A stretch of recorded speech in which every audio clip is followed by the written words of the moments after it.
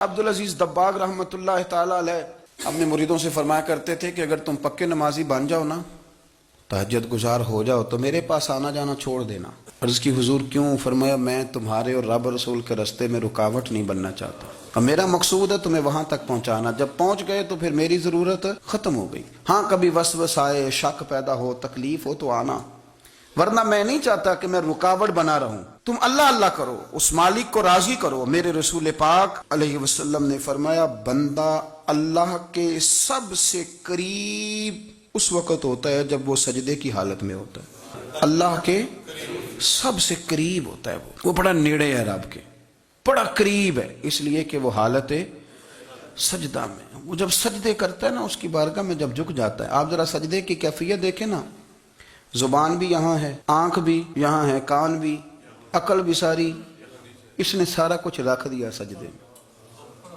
آپ وہ کبھی پیچھے جائیں تو دیہاتوں میں کہا جاتا تھا ناک سے نکیریں نکالو، بہت بڑی سزا ہوتی تھی نا، ناک سے نکیریں نکالو، بڑی سزا ہوتی تھی۔ تو اس نے کہا مالک مجھے کسی نے کہا نہیں، پر دیکھنا میں نے رکھ دی ساری عقل سجدے میں، اور رکھ کے کہا کیا؟ سبحان ربی یا اللہ، اللہ میں پست ہوں تو اعلیٰ ہے، اللہ تو میرا رب ہے اور تو سب سے اعلیٰ اتنا۔ اور فرمایا جب یہ اس کیفیت میں ہوتا ہے تو پھر یہ اپنے رب کے قریب ہوتا ہے۔ صلاح الدین ایوبی بزرگ سے ملاقات ہو گئی، بیت المقدس پر قبضہ تھا عیسائیوں کا، تو صلاح الدین بڑے پریشان تھے۔ بابا جی کہنے لگے پتر کیا ہوا؟ کہنے لگے حضور پتہ چلا ہے دشمن کے 2 بحری بیڑے اسلحہ لے کے آ رہے ہیں، مسلمان پہلے ہی کمزور ہیں، اور اب اگر 2 بحری بیڑے اور آ گئے تو حضور مسئلہ بن جائے گا۔ تو میں پریشان ہوں کہ کس طرح یہ کم مسئلے والی ہماری فوج ہے کیسے مقابلہ کرے گی۔ تو بابا جی کہنے لگے پتر اس طرح کرنا، آج رات تو بھی دعا کرنا اور میں بھی کروں گا۔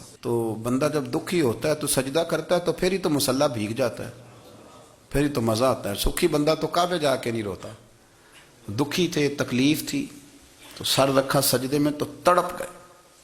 اور وہ بابا جی کہتے ہیں میں مسجد آیا تو صلاح الدین چیخے مار کے رو رہا تھا اور کہہ رہا تھا مالک میں کوئی اپنی شان کے لیے تو نہیں نہ لڑ رہا، اللہ کو میں کوئی قبضوں کے لیے تو نہیں لڑ رہا، مالک تیرے لیے لڑ رہا ہوں، مجھے بے آبرو نہ کرنا، میری مدد فرمانا۔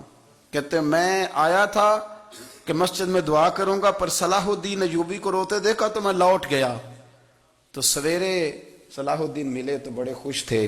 میں نے کہا پتر کیا ہوا؟ کہنے لگے حضور وہ بحری بیڑے 2 آ رہے تھے نا اسلحہ لے کے، دونوں ڈوب گئے پانی میں۔ تو بابا جی کہنے لگے صلاح الدین وہ پانی میں نہیں ڈوبے، وہ تیرے آنسوؤں میں ڈوب گئے، وہ غرق ہو گئے، وہ جو تو نے مسلح بات کیا تو وہ تیرے آنسوؤں میں ڈوب گئے، وہ غرق ہو گئے، وہ تباہ، اتنے قیمتی تھے تیرے آنسو کے بہا لے گئے دشمن کے بحری بیڑوں کو۔